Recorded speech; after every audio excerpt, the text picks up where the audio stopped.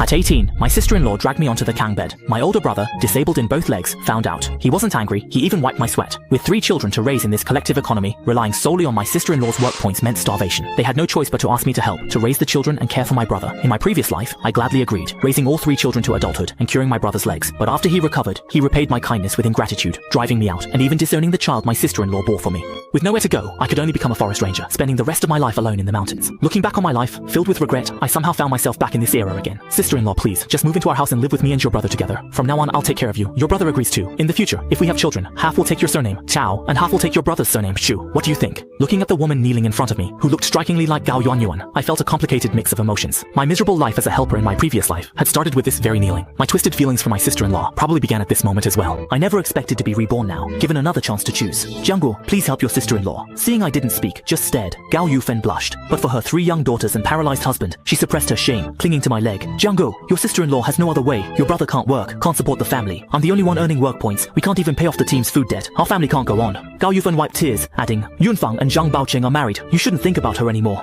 Given your family's situation, you won't find a wife. Just live with your sister-in-law. From now on, I'll take care of you.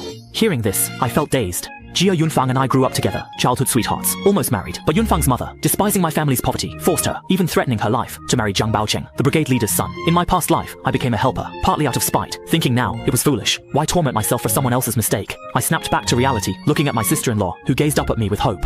I shook my head firmly. Sister-in-law, don't say anything more. Even if I never find a wife in my whole life, I will never do the work of a helper. Gao Yufen's face turned pale, and tears immediately slid down her cheeks. Jiangguo, do you think your sister-in-law is easy? I chose you for who you are. If anyone else wanted to come into my home, I'd rather starve to death than agree. I just want you. Sister-in-law, stop. I know. My hands were trembling a little. I had lived with Gao Yufen for 20 years in my previous life, so I knew better than anyone what kind of person she was. She was very beautiful and treated me well, but she didn't belong to me alone. I forcefully pried off Gao Yufen's hands that were holding onto me. I shouldered my hoe and turned to leave. Jiangguo, your sister-in-law understands now. Your sister-in-law is just cheap. From now on, even if I starve, I'll never force you. Gao Yufen knelt at the field's edge, raised her arm, wiped her tears, but the more she wiped, the more tears flowed. If life hadn't become unbearable, she would never have been so desperate. The more she thought, the more wronged she felt, collapsing, wailing. Hearing my sister-in-law's cries, my body paused. I didn't look back, but strode away resolutely. Living this life again, I must stay true to my original intention, remember my mission, and cannot fall into my sister-in-law's gentleness. Let whoever wants to do the Shangri-La chores do them. My house, at the village's easternmost edge, is so shabby it lacks a courtyard wall. The perimeter is just a makeshift wooden fence of branches, about half a person's height. No gate exists, just 2 arm-thick branches blocking the entrance. Inside stand 2 dilapidated, crumbling mud huts.